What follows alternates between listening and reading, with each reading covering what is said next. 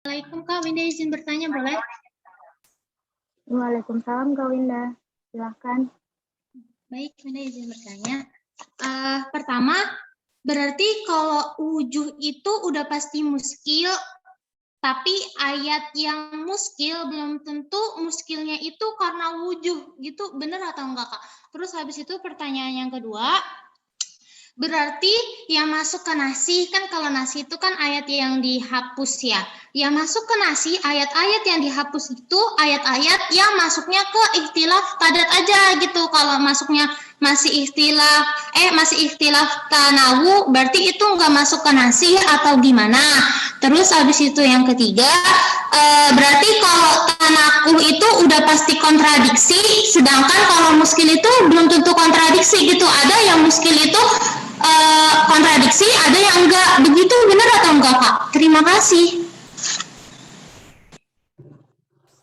Kak Winda boleh diulang pertanyaan yang kedua? Pelan-pelan maaf Kak. Ya Kak, yang pertanyaan kedua itu berarti yang masuk ke nasi, yang masuk ke ayat-ayat yang dihapus itu kan nasi itu yang dihapus itu yang ikhtilaf tadat aja nggak sih Kak? Kan kalau ikhtilaf tadat itu kan yang saling menafikan gitu, sedangkan kalau ayat masih taruh ke ikhtilaf tanawu berarti itu nggak masuk ke nasi gitu, nggak usah di nasi gitu. Begitu benar atau enggak Kak? Terima kasih. Sama-sama Kak Winda. Apakah ada yang ingin bertanya lagi Kak?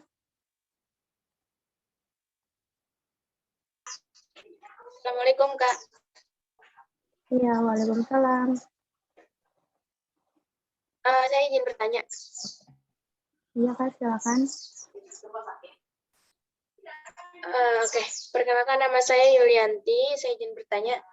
Jadi untuk memahami tanakud itu Kak, apakah bisa hanya kita melihat dari terjemahannya saja atau harus ditafsirkan oleh para ulama dulu baru kita dapat memahaminya gitu Kak? Terima kasih.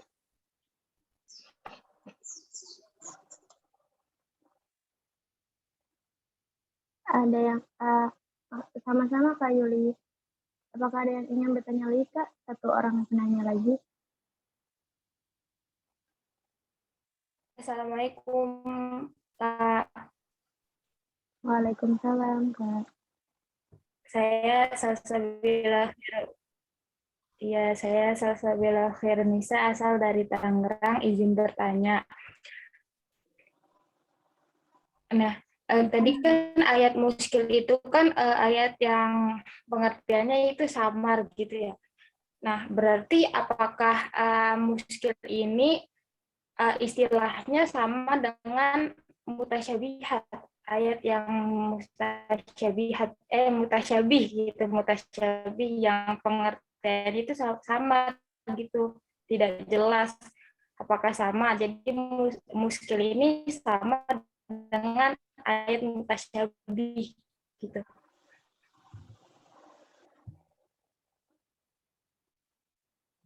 Terima kasih Kak Salsa atas pertanyaannya. Untuk kakak pemakalah, apakah ada yang ingin menjawab?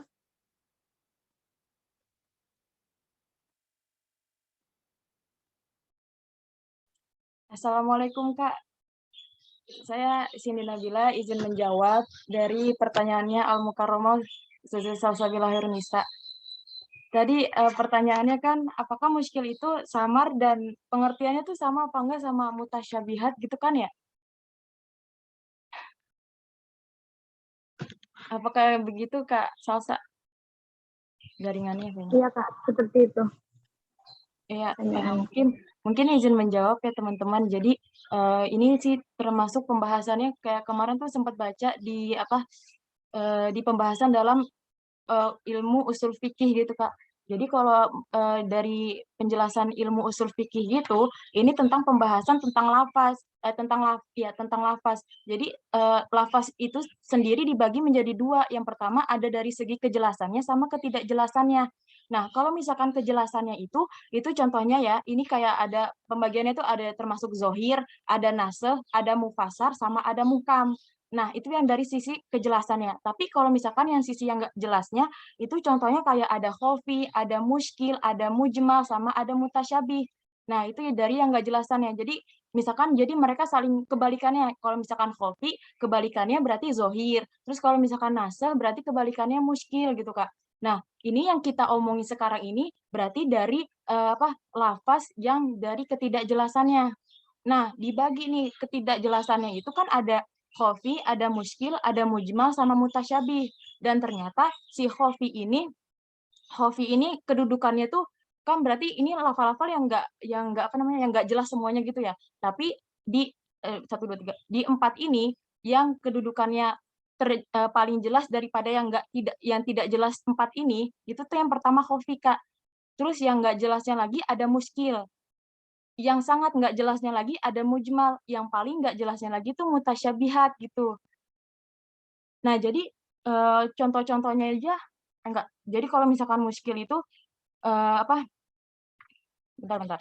Kalau muskil itu tuh apa gitu perbedaannya sama si mutasyabihat gitu.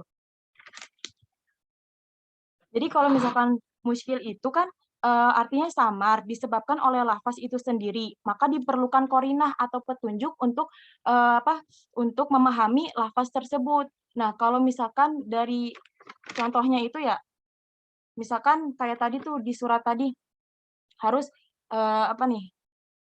bentar. Kalau misalkan surat lain contohnya nih ada di surat Al-Baqarah ayat 228 yaitu wal mutallaqatu yatarabbasna bi anfusihinna salah satu quru kan. Nah, di sini permasalahannya adalah quru. Quru di sini tuh orang-orang tuh pada bilang ini tuh orang-orang Arab dulu khususnya juga ya pada bilang ternyata ini tuh maknanya ke ke makna haid atau ke makna suci gitu kan. Nah, ternyata menurut Hanafiyah itu atau mazhab Imam Hanafi itu mengartikannya sebagai haid gitu. Cuman kalau misalkan mazhab Imam Syafi'i itu mengartikannya sebagai suci. Nah, itu jadi perlu penjelasan lagi, Kak. Perlu qorinahnya lagi untuk menjelaskan makna surat quru ini tuh apa gitu. Nah, sedangkan kalau misalkan tadi mutasyabihat itu tuh lafaz yang benar-benar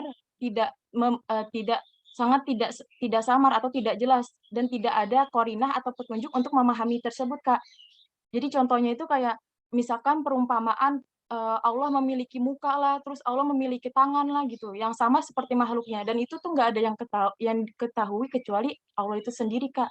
Terus contohnya lagi kayak fawatihus suwar gitu Kak, yang kayak alif lam mim, terus abis itu ada nun, terus dan lainnya itu juga termasuk kayak mutasyabihat. Jadi kayak ya maknanya nggak ada qorinahnya untuk mengetahui ayat tersebut gitu Kak. Itu yang membedakannya gitu. Mungkin dari teman-teman yang lain boleh menyanggah ya.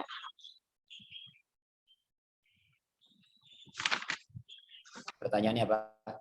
Apakah dari teman-teman yang lain ingin menyanggah? Pertanyaannya ini Pak, yang muskil sama mutasyabih gitu, apakah sama gitu? Muskil itu masuk ke dalam apa? Mutasyabih itu salah satu materi daripada apa? Muskil.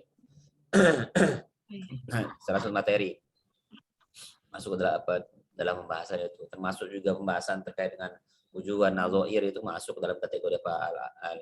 Al-muskilat. Al-muskilat. Yang penting yang harus teman-teman pahami dulu pertama itu letakkan dulu pengertian daripada masing-masing tema hari ini. Karena ada pembahasan tema hari ini, ada pertama ada namanya muskil, yang kedua muhimul ikhtilaf, yang ketiga atanaqud. Ini 3 barang ini sama atau beda? Itu yang penting dipahami dulu. Ya, sama atau beda? Atau apakah dia beberapa ungkapan yang berbeda pembahasannya, atau beda istilah tapi maksudnya sama. Itu yang mesti harus dipahami dulu sama teman-teman, agar tidak terjadi kesimpang siuran pemahaman dalam materi hari ini, gitu ya. Ya, kalau terkait dengan apakah muskil itu masuk sama dengan mutasyabihat, salah satu materi daripada yang menjadi kemuskilan dalam memahami sebuah ayat itu adalah Ya, terkait dengan dalamnya ada materi tema yang terkait mutasyabihat. Ya, mutasyabih termasuk apa dalam kategori itu. Kemudian yang pertanyaan kedua sih yang perlu dipahami, kemuskilan itu ataupun muskil itu terdapat pada ayatnya atau pada pemahamannya. Itu yang harus diluruskan. Ya, muskilnya ayat itu letaknya pada pemahamannya atau pada ayatnya. Contoh misalnya wama romaita id romaita walakin Allah roma, kan itu ayat ya. Tidaklah kamu melempar ketika kamu melempar, ya, walakin Allah, akan tetapi Allah yang melemparnya.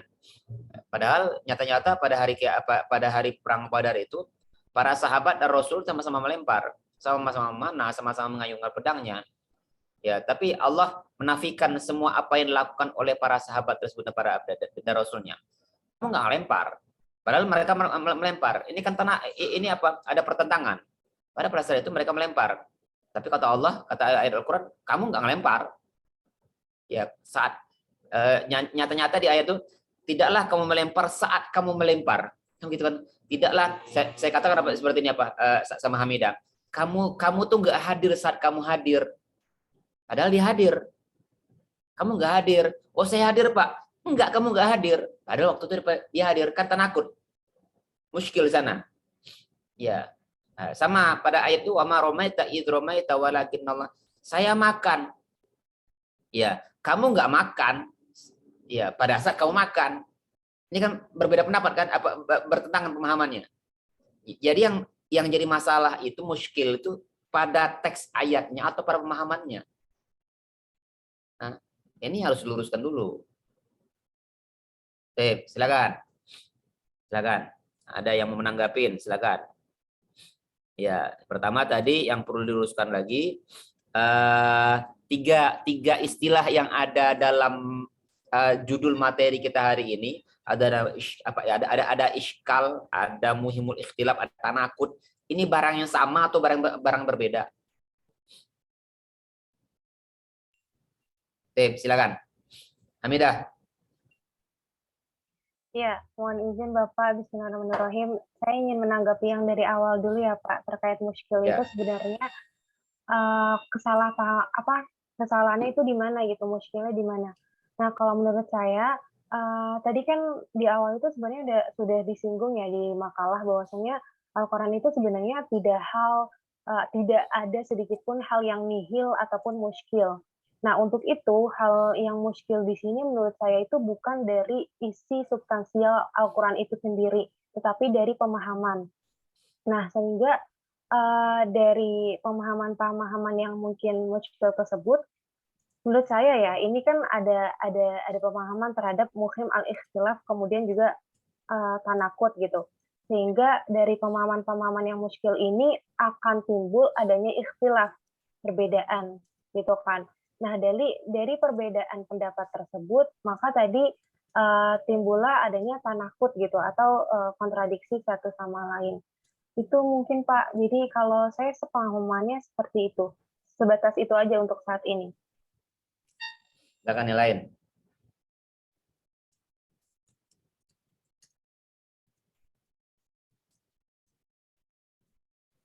Punten Pak, menurut Winda perbedaan itu di ayatnya, bukan di pemahamannya. Oke, boleh. Alasannya apa? Karena kamu kenapa? Sebentar Winda. Kamu kenapa Wilda? Sakit kepala? Pusing banget ya Allah. Ini bahas apa lah Bapak hari ini ya? Ya Allah, pusing banget. Sampai segini deh. Silakan, Winda.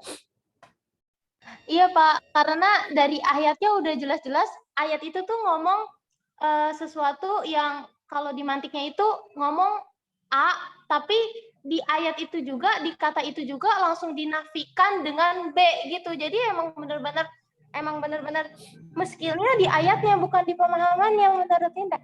Mohon koreksinya Bapak. Bapak saya izin menanggapi lagi, boleh ya Pak? Silakan. Ini di kelas ini cuman pemakalah sama apa? Winda sama Hamidah doang. Yang lain mana? Silakan yang lain. Ya silakan Pak Hamidah. Iya, saya mau izin dulu Pak. Jadi kalau misalkan yang tanakut itu saya setuju ya. Karena kan tadi sudah ada beberapa contohnya juga. Semisal kayak tadi anggapan terhadap Nabi Adam itu terbuatnya tuh dari apa gitu. Tadi kan ada 2 sumber surat gitu. Maka dari itu karena mungkin 5, ada 4 tempat malahan. Ada min turab, ada min solsolin min ma'in min solsolin min tin, ada min sulalati min ma'in mahin, ada satu lagi, ada 4 tempat itu yang terkaitnya itu. Iya, Kedua, pokoknya ada 4. seperti itu ya. Iya, seperti itu Bapak. Sehingga kan mungkin karena sumber yang mereka ketahui itu berbeda-beda sehingga ada kontradiktif seperti itu. Nah, cuma menurut saya juga adanya ikhtilaf dan lain sebagainya itu karena pemahaman juga sih Pak gitu. Jadi tidak murni dari ayat seperti itu. Jadi kalau untuk yang tanakut saya setuju gitu dari ayat. Tapi kalau misalkan yang al-ikhtilaf itu menurut saya mungkin karena pemahaman juga. Karena Al-Quran itu kan multitafsir gitu. Terkadang kalau misalkan satu ayat pun seseorang itu mungkin ada yang menafsirkannya itu secara tekstual atau ada juga yang kontekstual sehingga melahirkan ikhtilaf itu. Menurut saya seperti itu. Ada lagi silakan.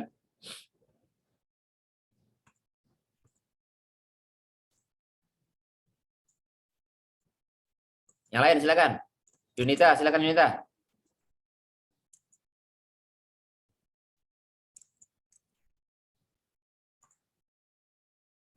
Yunita Purnamasari. Ada yang mau ditanggapin? Soleka, Ganis, Yulianti, silakan. Kali ini belum Pak, nanti.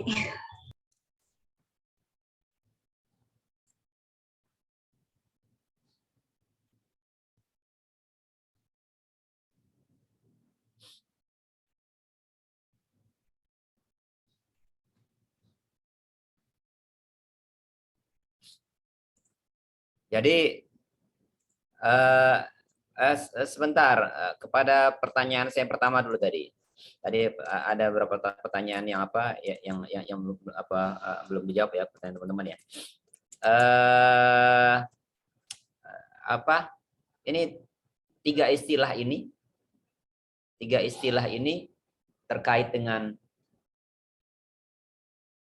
satu hal atau beda pembahasan?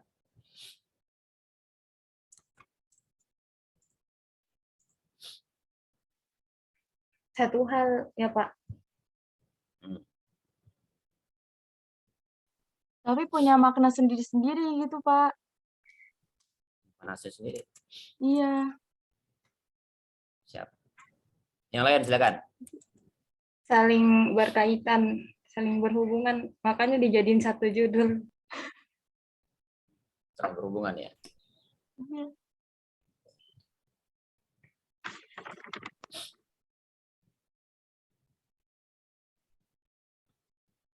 Saling berhubungan meskipun bisa berdiri sendiri, Pak. Yang lain silakan. Alasannya apa?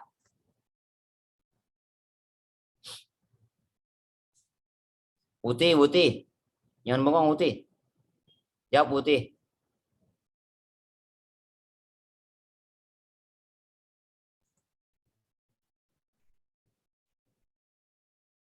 Hakiki.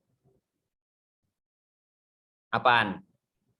Tadi kamu mau jawab apaan?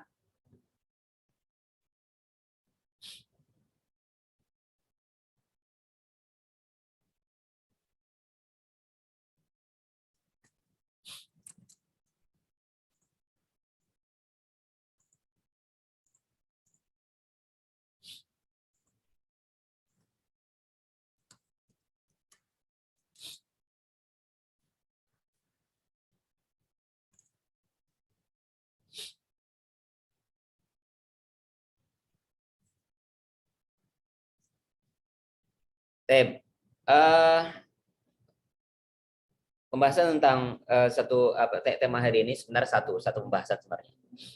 Ya, muskil itu adanya pada ikhtilaf sama tanakut tadi. Ya, ada muskil, dalam muskil itu ada ikhtilaf dalam ikhtilaf dan tanakud itu masuk dalam pembahasan al-muskil. Ya, ada muskil dalam maknanya, ada muskil dalam lafadznya, ada muskil, ada ikhtilaf dalam dalam qiraatnya, dalam i'rabnya dan sebagainya. Pembahasan-pembahasan yang kita bahas sebelumnya itu ini masuk ke dalam pembahasan al-muskilat. Muskil itu apa? Ya susah untuk dipahami. Terkadang satu ayat berbicara A, satu ayat berbicara B. Ya, terjadi kemuskilan, terjadi pertentangan. Di dalam kemuskilan itu imma ayakuna ikhtilaf, ya ada perbedaan terkait konteks yang dibicarakan, atau kadang-kadang perbedaan itu menjurus kepada kontradiktif. Contoh misalnya, ketika berbicara tentang ayat surah Asy-Syura ayat 40, Allah mengatakan wa jazaa'u sayyi'atin sayyi'atun mithluha. Dan balasan mereka, ya balasan kejahatan adalah kejahatan yang serupa dengan itu. Jadi ketika seseorang itu melakukan kejahatan, maka balasannya ya akan diberikan kesalahan yang serupa juga. Tapi ada ayat Al-Qur'an lain yang berbicara seperti ini. Yudha'afu lahumul 'adzab dalam surah Hud ayat 20. Ya, bagi mereka akan dilipat gandakan bagi mereka azab. Ya, fafil ayah, pada dalam ayat ini ya kan seakan-akan bertentangan. Ya, kontradiktif antara yang satu mengatakan orang itu kalau berbuat jahat ya dibalas sesuai dengan kejahatannya. Ya, tapi dari yang lain ya dia akan mendapat pembalasan yang berlipat ganda. Ya, jadi mana yang benar? Kan jadi terjadi kemuskilan. Ya, terjadi iskal di sana pemahamannya. Jadi kemuskilan itu, makanya saya korelasikan dengan pertanyaan saya kedua. Kemuskilan itu terdapat pada pemahamannya sebenarnya, bukan ayatnya. Karena kemuskilan itu muskil menurut satu orang itu belum tentu muskil menurut orang lain.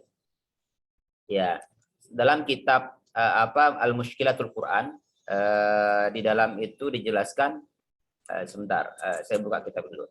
Dalam kitab Mushkilatul Quran itu dijelaskan di sana bahwa kemuskilan itu sebentar, Mushkilatul Quran ini dia. Ya, saya buka dulu bukunya.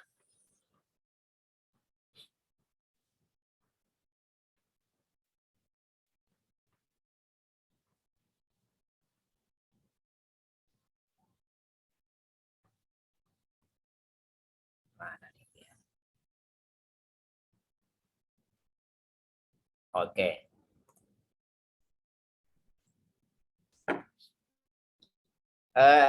Lihat sini. Wa mimma yanbaghi ma'rifatuhu kadzalik annal iskal la yakuna fi asl ayat.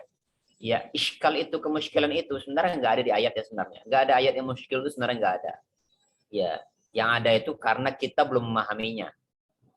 Belum mendalaminya. Wa inna ma huwa muta'allaqun bi fahmil qari li hadzal ayah. Ya, li hadhil ayah. Ya, kemuskilan itu terkait dengan pemahaman pembaca dari beberapa ayat-ayat yang dianggap muskil. Jadi dia pada pemahaman sebenarnya. Bahwa amrun nisbi, dia adalah ya perkara yang nisbi, relatif. Ya, kemuskilan itu relatif. Fa'ala hadza la mani' min wujul mushkilatul Quran. Maka daripada itu ya sebenarnya nggak ada halangan bahwa tentang adanya kemuskilan dalam Al-Qur'an. Dalam Al-Qur'an. Makanya muskil menurut beberapa orang itu belum tentu muskil menurut orang lain. Nah, ini dijelaskan wa inna ma huwa muta'alliqun bi fahmil qari li hadhil ayat. Ya, kemuskilan itu terkait dengan pemahaman pembaca dari ayat-ayat yang sedang dibaca. Ya, ayat-ayat yang sedang dibaca. Contoh tadi ayat-ayat yang saya bacakan dari wajaza usayatun sayyatin misliha, atau ketika berbicara tentang misalnya seperti ini. Udkhulul jannatal lati kuntum ta'malun. Masuklah surga, masuklah kalian ke surga dengan sebab apa yang kalian kerjakan, dengan sebab amal kalian. Nah, Ada sebuah hadis Rasul jelas seperti ini. La yudkhilu ahadikum atau la yadkhulu ahadakum atau la yudkhulu ahada minkum al jannata amalahu atau amaluhu. Ya. Seseorang itu tidak akan dimasukkan ke surga karena amalnya, tidak dimasukkan ke surga dengan amalnya. Ini kan bertolak belakang. Satu jelaskan masuklah kalian dengan apa yang kalian kerjakan dengan amal kalian. Tapi hadis Rasul menjelaskan seseorang itu tidaklah dimasukkan ke surga karena amalnya. Jadi mana yang benar? Kan kemuskilan. Kemuskilan ini terjadi karena kita belum paham ayat ini, konteks berbeda. Makanya ketika terjadi kemuskilan dalam sebuah ayat, baik itu dia ikhtilaf, terjadi perbedaan teks yang dituliskan atau terjadi tanakut, bahkan terjadi tanakut bertolak belakang, kontradiktif, maka pada intinya dia harus dikembalikan pada pembahasan konteks yang sedang dibicarakan. Dia harus dikembalikan pada konteks yang sedang dibicarakan. Oh, ayat ini bicara tentang apa sih? Ayat yang lain itu bicara tentang apa? Nah, begitu. Ya, ada ayat Al-Quran berbicara seperti ini. La nufarriqu baina ahadim mir rusuli. Kan itu kan, la nufarriqu baina ahadim mir rusuli. Jangan kamu beda-bedakan. Jangan dibeda-bedakan antara satu nabi dengan nabi yang lain. Antara satu dengan nabi antara rasul dengan rasul dengan nabi yang lain itu di pandangan Allah itu adalah nabi dan rasul terus Allah semua. Jangan dibeda-bedakan. Ya, Nabi Nuh dianggap seperti ini, Nabi Adam enggak, itu enggak boleh. Tapi ada ayat yang lain, tilkar rusulu faddalna ba'dhum ala ba'. Itulah rasul-rasul yang kami lebihkan antara satu dengan yang lainnya. Nah, ini kan bertolak belakang. Ya. Nah, maka daripada itu ketika ketemu seperti ini, dia harus lihat konteksnya bicara tentang apa dulu. Ayat ini bicara tentang apa? Karena pada prinsipnya kemuskilan itu nggak mungkin dalam ayat. Iya, yang muskil itu ya pemahamannya. Ya, pemahaman itu. Ya, karena muskil menurut seorang ulama belum tentu muskil menurut ulama yang lain. Apalagi kalau disandingkan dengan hadis Rasulullah SAW, la tukhayyiru bainal anbiya, jangan kamu pilih-pilih atau beda-bedakan kan, jangan kamu beda-bedakan antara nabi-nabi kan gitu kan. Iya. Nah, itu banyak sebenarnya contoh-contoh lain. Ya, contoh-contoh lain. Contoh lagi misalnya suatu ketika Aisyah ya.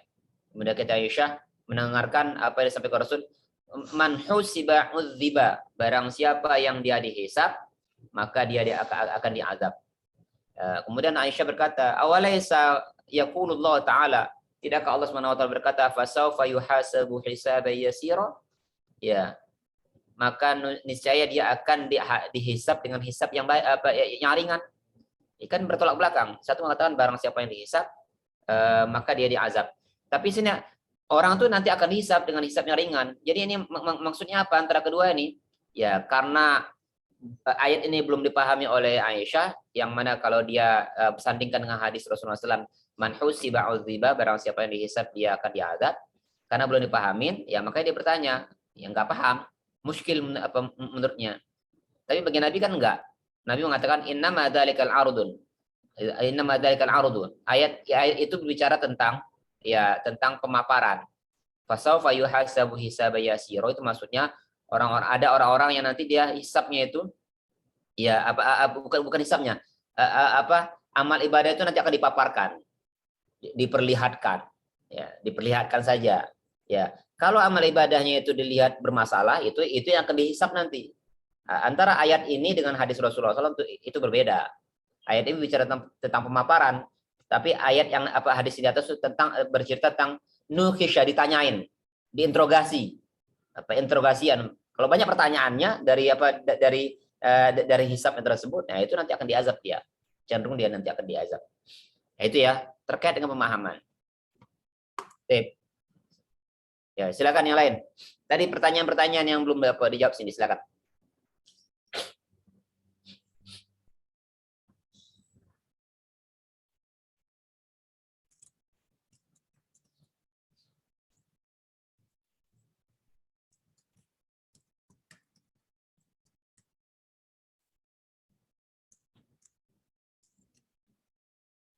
Sini, silakan. Baru satu pertanyaan tadi. Ada berapa Iya, pertanyaan tadi, Pak? Ya, Boleh silakan. diulang sama kakak moderator pertanyaan tadi yang belum, Kak? Ya, Kak, untuk pertanyaan dari Kak Yuli.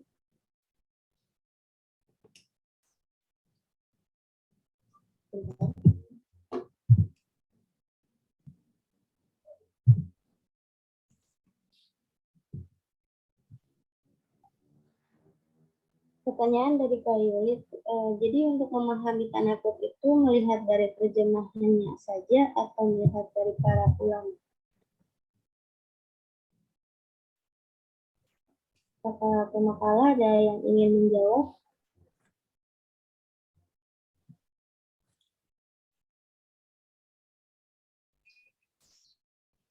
Lebih jelasnya gini ya, Kak. Jadi untuk memahami tanakut itu, apakah bisa gitu hanya dengan melihat terjemahannya saja untuk sebagian ayat mungkin gitu, atau semua ayat harus dilihat dari penafsiran seorang mufasir gitu, Kak?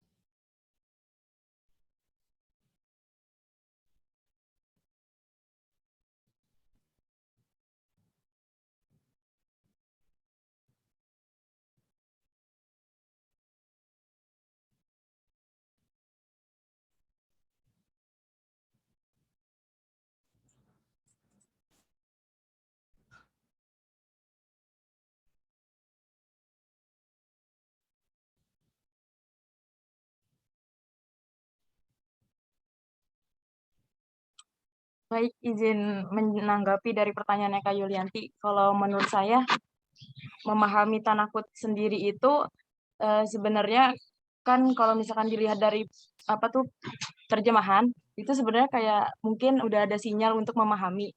Cuman untuk memperdalamnya lagi bisa untuk melihat dari para pemahaman ulama gitu, Kak. Jadi kayak mungkin lihat dari terjemahannya bisa, cuman belum memuaskan gitu. Nggak bisa. Memahami Al-Quran lewat terjemahan tuh nggak bisa, Cindy. Memahami Al-Quran lewat terjemahan tuh nggak bisa. Nggak bisa. Terjemahan itu kan hanya alih kata saja, alih bahasa saja. Yang mana terjemahan itu tidak bisa mewakili isi ataupun maksud daripada ayat tersebut. Nggak bisa mewakili. Contoh misalnya kan, innalladzina qalu, atau gini, apa dalam ayat yang terkait dengan apa surah Qaf itu kan, alladzina yunfikuna amwalahum fi sabilillah tsumma la yutbi'una ma anfaqu manna wala adza. Kalimat summa saja itu nggak bisa diterjemahkan secara komprehensif dan lengkap tuh tidak ada bahasa Indonesia yang mampu menerjemah makna summa itu. Ya kalau diterjemah biasa summa itu ya kemudian. Ya, kalau terjemahan biasa makna summa itu kemudian, tapi makna summa kemudian diartikan kemudian itu belum komprehensif.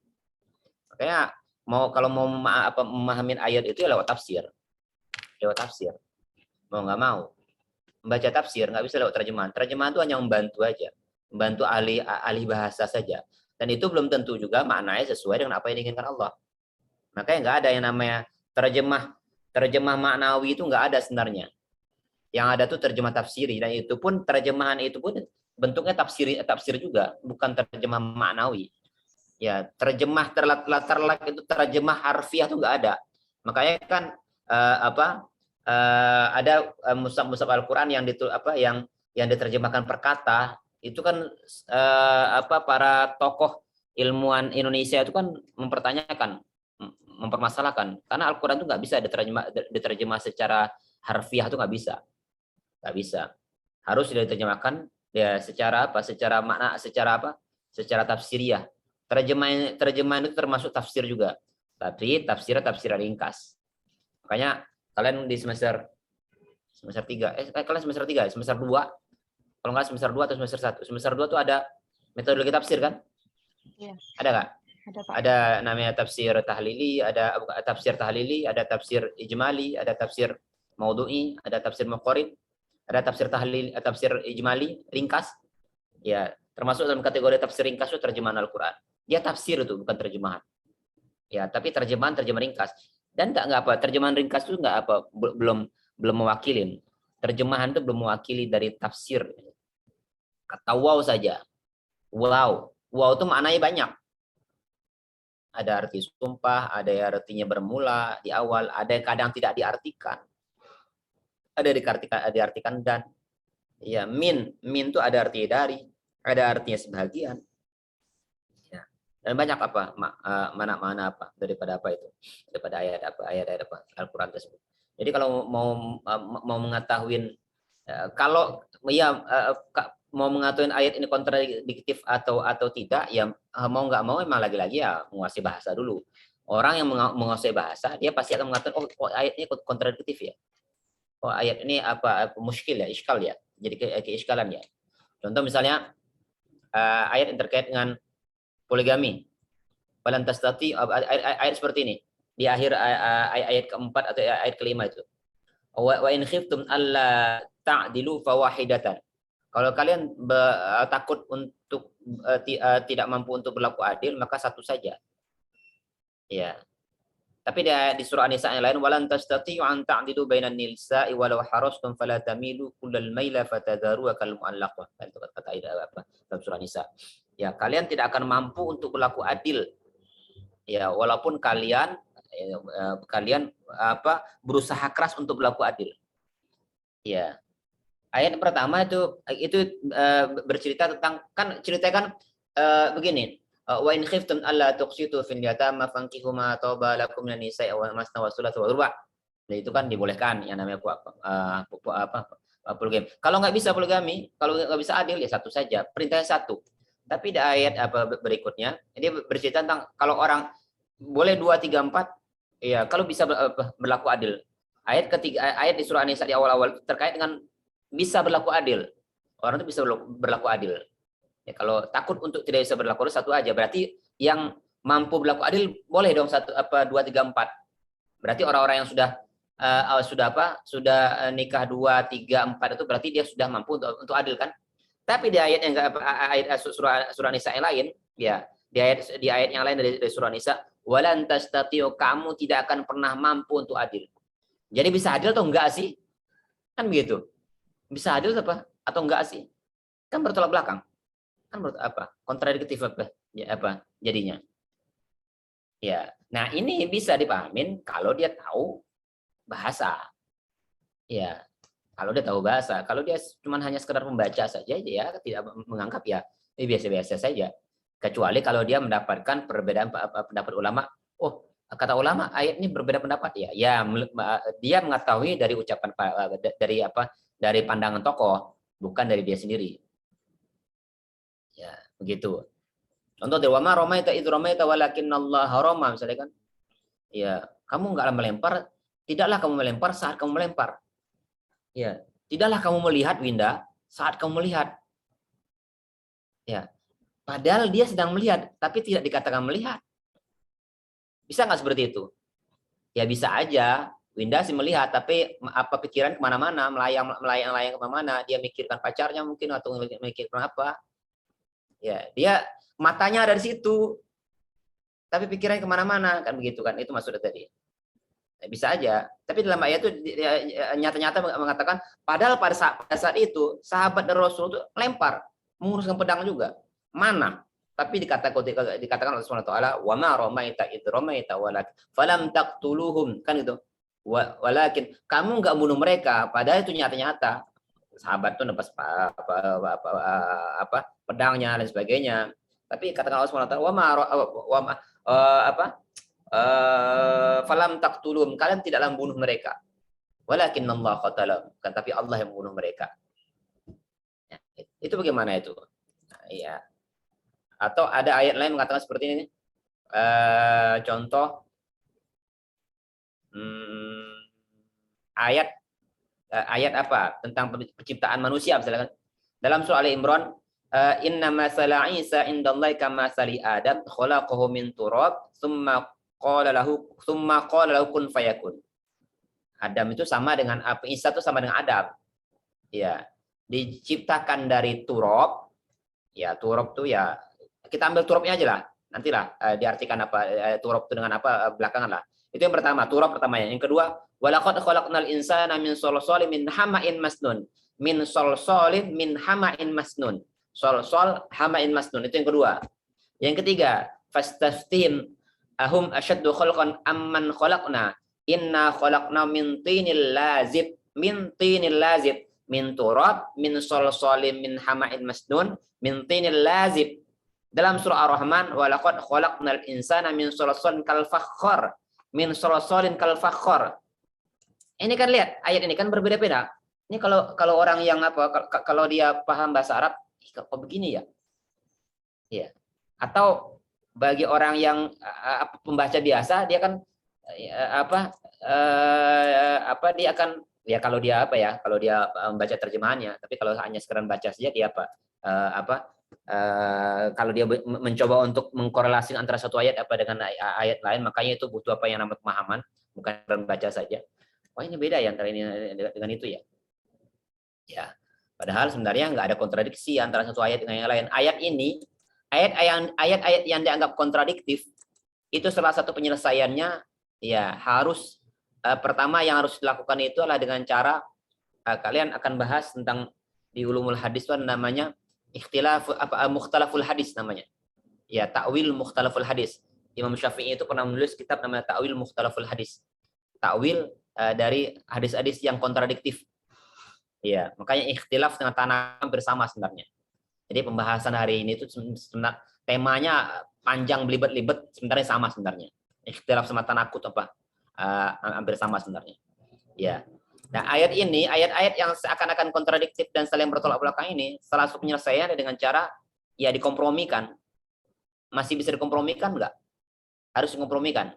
Kalau nggak bisa dikompromikan, baru lihat mana ayat yang dinasih, mana ayat yang dimansuhkan. Ya. Nah, makanya tadi ada pembahasan tentang nasih dan mansuh. Nah, nasih dan mansuh itu salah satu cara untuk menyelesaikan ayat-ayat atau dalil-dalil yang saling bertolak belakang tadi. Itu Hamidah, Winda. Ya. Kalau terdapat, lihat dia mana yang duluan datang, mana dulu datang belakangan. Ayat yang belakangan itu menasahkan ayat yang datang belakangan enggak? Ya. Datang belakangan enggak? Contoh yang terkait dengan khamar misalnya.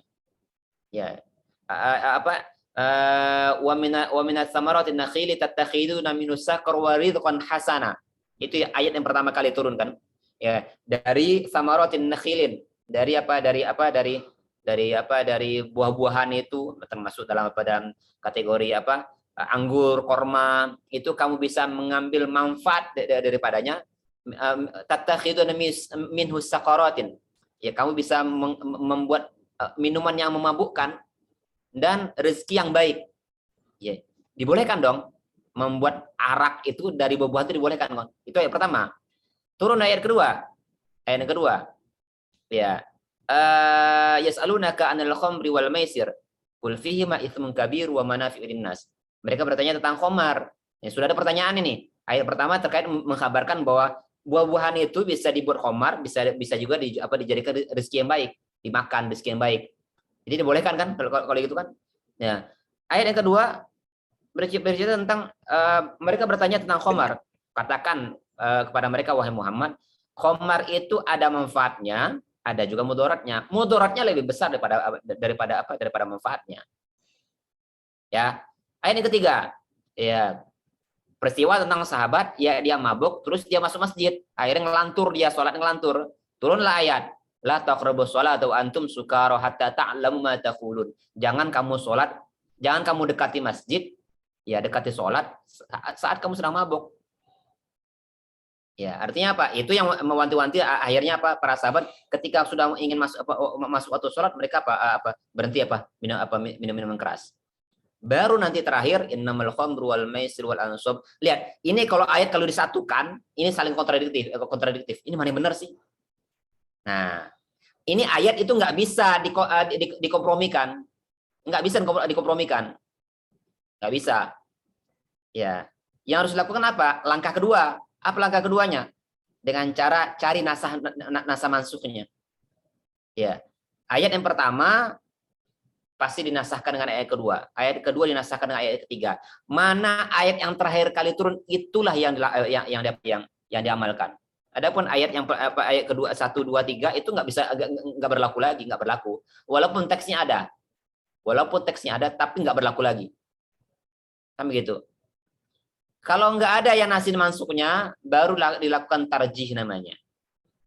Yang mana yang lebih kuat?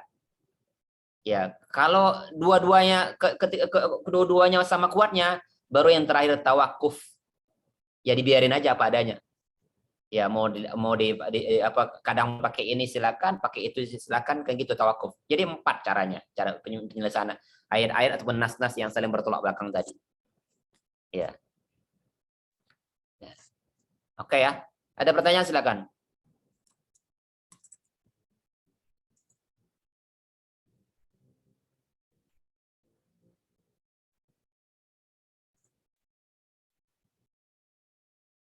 Bapak izin bertanya, Pak. Silakan. Ya, izin bertanya, Pak. Kalau ayat-ayat yang kontradiksi kayak gini tuh, itu dicari korinahnya itu dari hanya dari Quran aja atau bisa nggak sih dari hadis juga gitu, Pak? Kok korinah apaan? Petunjuk gitu, Pak. Jadi nyari petunjuknya itu kayak ayat kontradiktif gitu kan, kayak gini. Ya, ayat yang kita anggap kontradiktif itu kan ketika kita melihat beberapa ayat. Ya kan? Ketika melihat beberapa ayat. Nah, ayat-ayat yang dianggap berbeda tadi muskil untuk dipahamin, sebenarnya nggak muskil sebenarnya. Ayat-ayat atau antara ayat dengan hadis yang kita lihat saling kontradiktif, atau antara ayat dengan ayat yang kita lihat itu saling bertolak belakang, itu harus dikembalikan pada konteks yang sudah dibicarakan. Nah, tadi tentang khamar misalnya, tentang pengharaman khamar tadi misalnya. Ayat yang pertama itu bicara tentang apa dulu? Dia letakkan di tempatnya. Bicara tentang apa dulu? Tak dulu berbicara tentang dia kontradiktif atau tidak. Karena pada prinsipnya nggak ada ayat-ayat yang kontradiktif. Allah itu nggak mungkin menurunkan ayat ketika antara satu ayat dengan ayat yang lain itu saling bertolak belakang. Makanya ulama mengatakan ya nggak ada pertentangan ataupun kontradiksi dalam Al-Quran itu nggak ada. Yang ada itu ya kita yang yang menganggap dia kontradiktif. Kenapa? Karena antara satu ayat dengan ayat lain itu konteks yang dibicarakan itu berbeda. Ya, yang sedang bicara itu berbeda. Ayat yang pertama itu bercerita tentang manfaat daripada apa? Daripada buah-buahan. Korma atau anggur, buah-buahan yang diperas itu bisa dijadikan apa? Bisa dijadikan yang bermanfaat, bisa dijadikan tidak bermanfaat. Ayat yang kedua itu berbicara tentang ya manfaat daripada apa? Daripada khamar itu di awal-awal. Mereka bertanya tentang khamar, katakan khamar itu ada manfaatnya, ada pula mudaratnya. Ya, salah satu manfaatnya apa? Salah satu manfaatnya mungkin ya untuk menghangatkan bisa, itu manfaatnya. Bagi orang-orang yang berada di wilayah dingin, yang kalau mau nggak mau dia harus menghangatkan badannya dengan itu, kalau nggak dia mati, itu diperbolehkan kan pada saat itu. Ya, dengan catatan darurat tadi. Ad-daruratu yuzal itu kan. Atau ad-daruratu tubihul mahdzurat itu kan. Kedaruratan itu bisa menghilangkan halangan. Ya, akan tapi dia harus dibatasi ad-daruratu tuqaddiru biqadriha. Ya, darurat itu ya dia akan dihalangi dengan berbatas waktu. Kalau hilang daruratnya ya hilang apanya? Hilang kebolehannya. Kan begitu.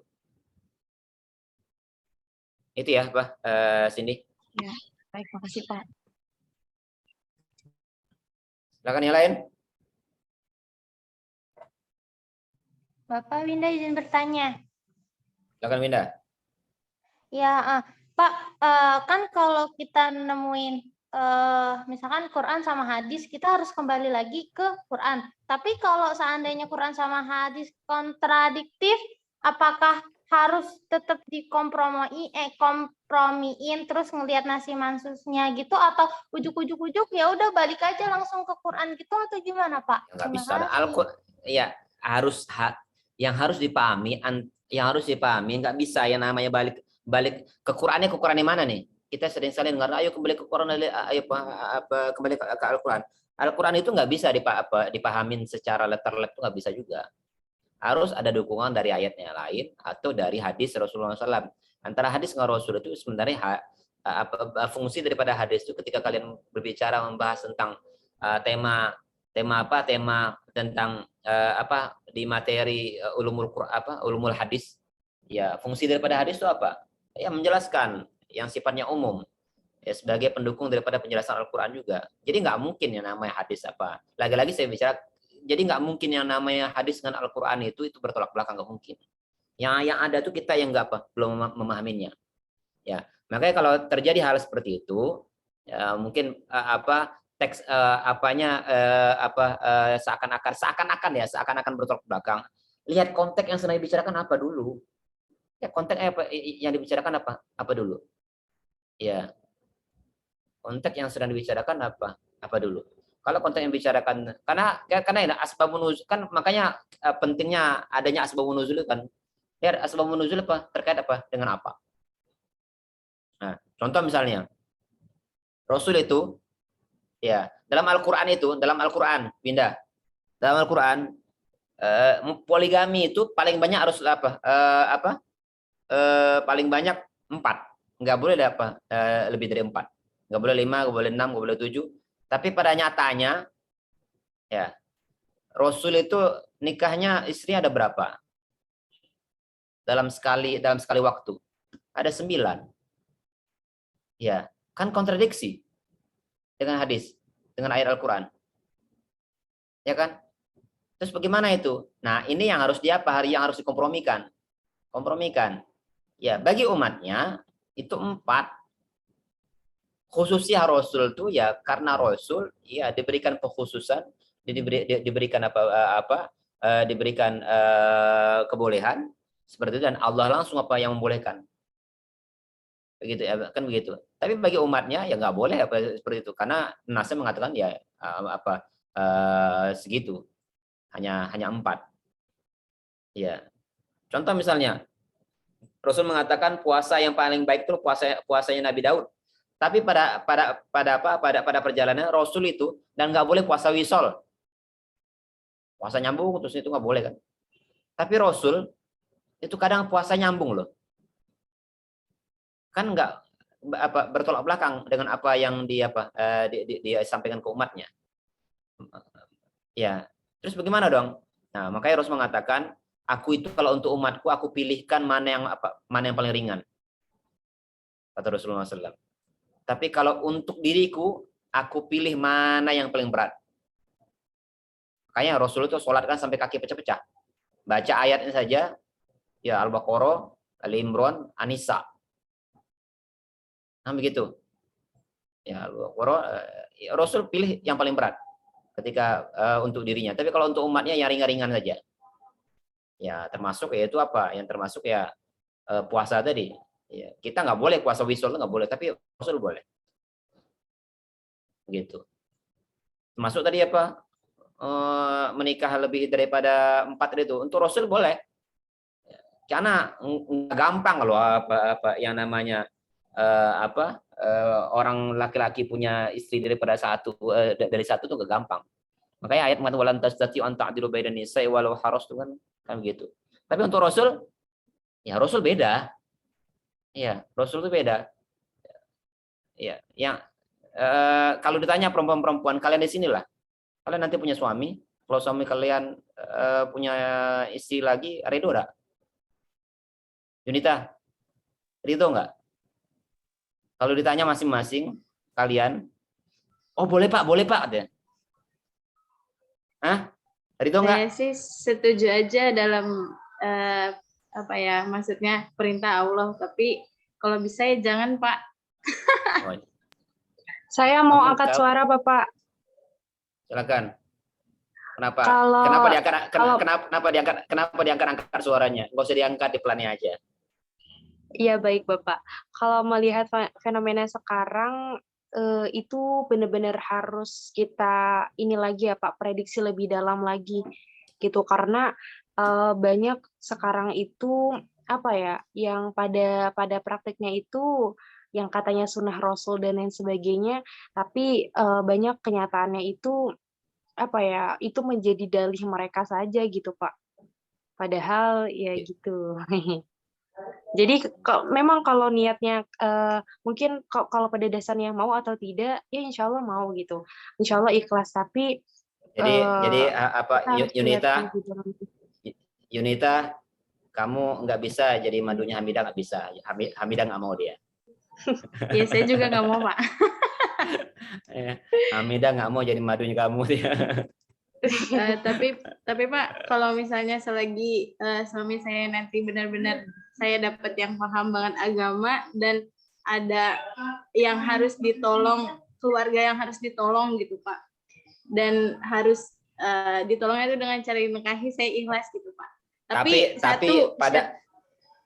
Tapi pada prinsipnya kalian yang ada di sini semua, wanita manapun sebenarnya nggak ada yang mau dipoligami. Pada prinsipnya nggak ada, pasti nggak ada. Ya, termasuk istri Rasul apa sekalipun. Tapi yang uniknya di Rasul itu, ya istri Rasul yang 9 itu, kalau mereka ditanya, kalian mau kamu mau nggak diceraikan Rasul? Mereka nggak mau. Kenapa begitu? Ya, itulah khususnya Rasul itu. Rasul mampu untuk berlaku adil. Makanya ayat yang tadi itu berbicara tentang keadilan itu bukan adil yang terkait dengan bukan adil di sana itu bukan adil semuanya, bukan. Ya, bukan adil semuanya. Kategori adil itu terkait dengan kategori materi sebenarnya. Bukan terkait dengan hati.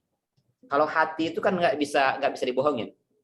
Makanya Rasul itu ketika ditanya tentang spontan sahabat bertanya kepada Rasul, siapa yang paling kau cintain? Wanita yang paling kau cintain? Aisyah. Rasul mengatakan Aisyah. Itu didengar langsung oleh Aisyah kata Rasul.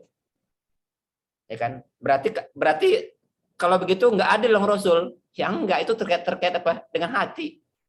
Ya, ayah kita misalnya, ketika pasti di antara sekian banyak anak-anak ayah kita itu pasti ada satu yang lebih dekat ke hati ayah dan ibu kita. Dan itu nggak bisa dibohongin, hati itu. Jadi yang namanya adil itu dalam ayat itu ya terkait dengan materi sebenarnya. Materi Hamidah sama Yunita misalnya nanti. Hamidah nanti dikasih mobil Alphard, Yunita harus kasih Alphard juga. Ya ada begitu. Kok masalah gini siapa ya jadinya? Bapak sebentar deh Bapak. Kemarin saya dulu izin. Bapak kemarin saya juga kemarin dengar ya Bapak pernyataan yang tadi Bapak bilang bahwa saja memang soal materi mungkin kita bisa adil, tapi kalau misalkan untuk perasaan memang hanya terpaku pada satu orang. Nah cuma kalau semisal tadi Bapak bilang itu Siti Aisyah. Nah tapi kalau kemarin yang saya dengar itu Khadijah Pak. Nah gini, kalau untuk orang lain, saya dengerin ya. Ini unik nih. Kita belajar dari kok masalah rumah tangga di sini ya? Ini bahasa tentang apa? Muskilat ini. Mas lagi di ini astagfirullahaladzim kalian. Aduh, ya udah nggak apa-apa. Suatu ketika begini, Aisyah itu pernah cemburu kepada mengungkapkan kecemburuan kepada Rasul. Ya Rasul, kenapa? Rasul tuh sering sekali menyebut nama Khadijah lagi. Ya. Ketika ada kurban, selalu saja Rasul itu memberikan mengkhususkan beberapa bagian untuk teman-temannya Khadijah. Itu yang membuat Aisyah itu cemburu sekali. Ya, sehingga istilah suami-suami istilah orang sekarang Rasul langsung dilabrak oleh Aisyah. Ibarat orang-orang sekarang lah kata orang sekarang. Ya. Tapi cara melabrak itu istri yang cerdas banget caranya. Ya Rasul, kenapa engkau pertanyaan seperti ini bukan seperti itu. Ya Rasul, kalau engkau mempunyai seekor kambing, ya satu kambing kemudian kalau bukan seekor kambing, kalau engkau mempunyai ternak kambing, akan engkau bawa kemana ternakmu tersebut? Dari salah satu dua tempat. Satu tempat yang rumputnya sudah gersang, ya, satu tempat yang rumputnya masih hijau-hijau. Ya. Nah ya, istri cerdasnya seperti itu loh. Aisyah tuh cerdas sekali. Makanya salah satu nama daripada Aisyah itu kan Muwafaqah namanya. Muwafaqah tercerdas, perempuan cerdas. Pertanyaan seperti itu. Dan dialog antara Aisyah dengan Rasul itu rata-rata dialog cerdas sekali. Salah satu tadi kan terkait dengan apa? Ada ayat fasawfa yuhasabu hisaban yasira, itu kan pertanyaan Aisyah tuh. Kemudian karena masalah yang ditanyakan itu terkait dengan kambing, ya Rasul jawabnya tentang kambing juga. Ya tentunya aku akan membawa kambingku ya ke ladang yang masih hijau rumputnya. Ya Rasul sebenarnya tahu itu maksud daripada Aisyah itu apa, udah tahu dia. Ya barulah baru setelah mengucapkan jalan masuk pembicaraan itu lewat kambing, baru Aisyah mengatakan, lalu kenapa engkau masih mengingat perempuan tua itu, sedangkan aku ada di sini? Cemburu. Nah, baru dijawab oleh Rasul terkait dengan kecemburu istrinya. Ya wallahi, ya kata Rasul, demi Allah, la yubdiyallahu nisa'an khairan minhu. Kira-kira bahasa seperti itulah. Aku tidak pernah tidak ada satu orang pun yang bisa menggantikan posisi Khadijah. Tidak ada yang langsung Aisyah mendengarkan omongan seperti itu, ya yang langsung langsung diam. Iya, kenapa? Ada alasannya. Pertama, dia memberikan keturunan, Khadijah memberi keturunan. Dia yang beriman kepadaku tatkala orang lain mendustakanku. Dia Khadijah yang memberikan seluruh hartanya untuk perjuanganku. Dan lain sebagainya. Dia memberikan keamanan pada saat aku sedang disakiti oleh kaumku. Empat alasannya. Makanya Aisyah setelah debat ataupun dialog seperti itu, setelah itu aku nggak mau nanya-nanya lagi dah. Setelah masalah itu. Tapi ketika ditanya oleh orang lain pada saat itu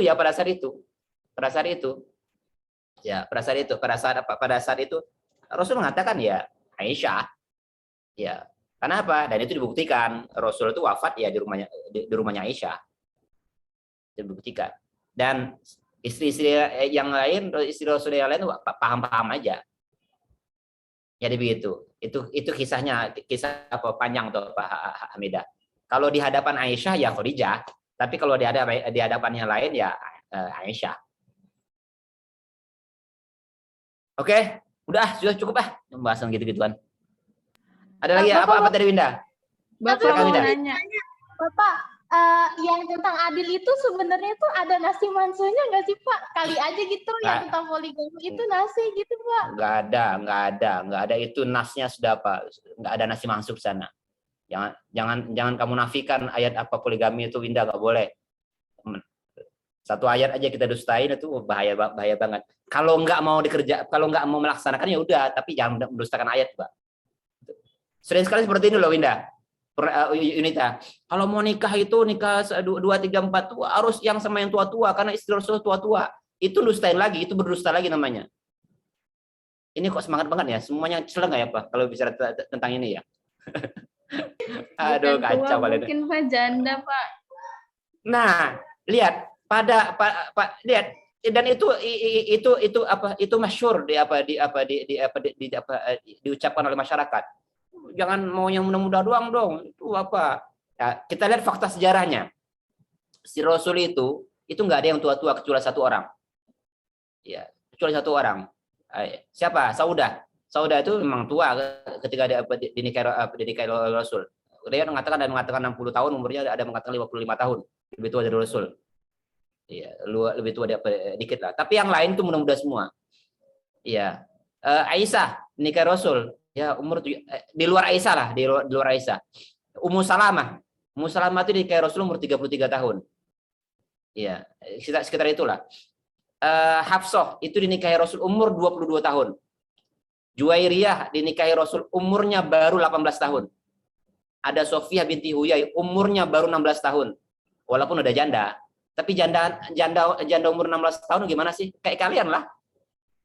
Ya, janda umur 16 tahun, umur 22 tahun, rata-rata muda-muda semua. Jadi kalau ada yang mengatakan ini, kadang-kadang itu yang famili yang populer itu belum tentu benar juga kadang-kadang.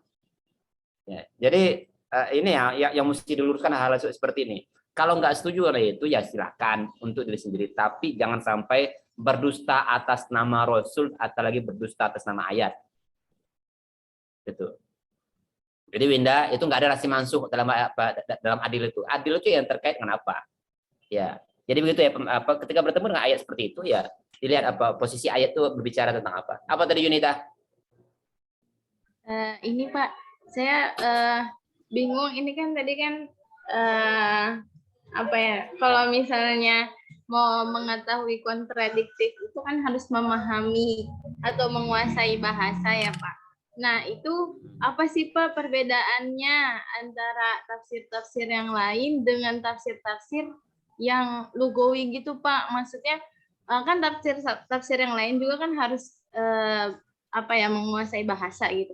Nah kalau di dalam tafsir lugawi sendiri itu tuh pembahasannya seperti apa gitu Pak? Ya Jadi lebih banyak masih membahas bingung. tentang apa. Jadi begini, apa tafsir-tafsir yang bercorak lugawi itu dia banyak berbicara tentang apa? Berbicara tentang apa namanya i'rab, banyak berbicara tentang apa? Balaghiyah juga, banyak berbicara tentang apa? Aspek-aspek kebahasaan. Lugawi itu kebahasaan, yang dikaji itu kebahasaan. Oh ini berasal dari apa? Ini berasal dari apa?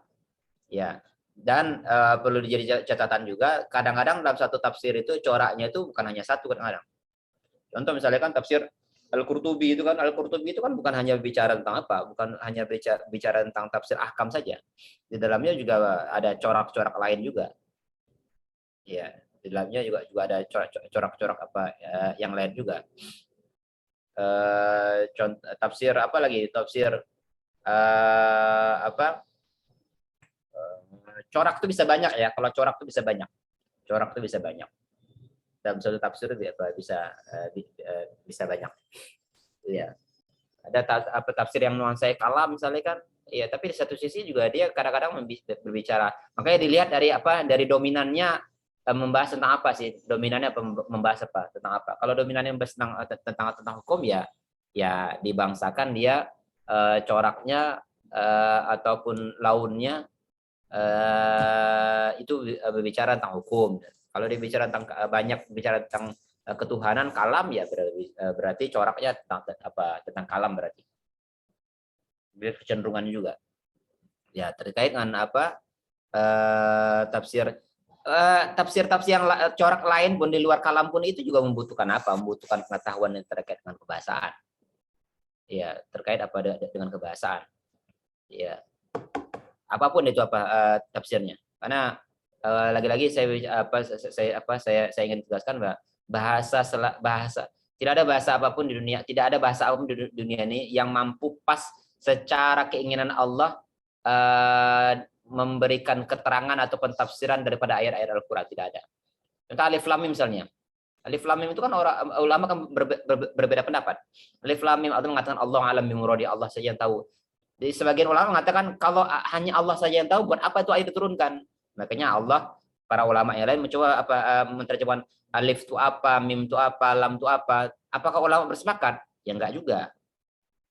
Berbeda lagi nanti ulama yang lain mengartikan alif lam mim itu apa. Ya, jadi antara satu apa dengan yang lain ya juga berbeda juga. Jadi wajar-wajar sajalah. Maka itu ya, enggak ada satu bahasa pun yang bisa menerjemahkan. Ya, termasuk juga tafsir itu sendiri. Yang paham makanya tapi jangan juga jangan juga dijadikan alasan kan untuk berdebat sama orang lain, hanya Allah saja yang tahu maksud ayat tersebut. Enggak juga. Maksudnya apa? Memang hanya Allah saja yang tahu yang terkait dengan makna aslinya apa. Tapi kita kan berusaha diberikan kemampuan, diberikan yang namanya peluang untuk memahami dan mentafsirkan ayat tersebut melalui perangkat-perangkat ilmu yang dipersyaratkan oleh ulama. Ya, kan begitu. Ya, diberikan peluang. Jangan juga nanti ketika berpendapat kan ada orang mengatakan hanya Allah saja yang tahu tentang apa. Kalau hanya Allah saja yang tahu, terus kita tidak berhak untuk memahami. Anda tidak berhak mengatakan ini tafsiran seperti ini. Ya enggak juga. Kan begitu. Memang kalau dari aspek siapa yang paling paham, paling mengerti, ya Allah. Sama juga, saya berkata misalnya seperti ini, yang tahu maksud perkataan itu hanya saya. Yang paling tahu tentang maksud daripada perkataan yang dia ucapkan tersebut, ya hanya dia sendiri. Tapi orang lain kan mempunyai peluang untuk mempersepsikan, memberikan persepsi terkait ucapan yang sedang diucapkan. Itu Yunita. Sudah jam 9 lebih. Saya ada cukup ya. Sudah habis waktunya. Semoga ada manfaatnya. Silakan ditutup Cindy. Silakan tutup Cindy. Ya, baik. Terima kasih banyak atas penambahan dan ceritanya sedikit dari Bapak dan teman-teman juga yang udah menanggapi. Bukan sedikit, banyak banget. Ya, banyak. Semoga di pertemuan kita kali ini bisa mendapatkan barokah dan juga ilmu yang bermanfaat selalu ya teman-teman. Mari kita tutup dengan baca surah kafaratul majlis. Subhanakallahumma wa bihamdika nasyhadu an la ilaha illa anta nastaghfiruka wa natubu ilaik. Wassalamualaikum warahmatullahi wabarakatuh. Assalamualaikum warahmatullahi wabarakatuh.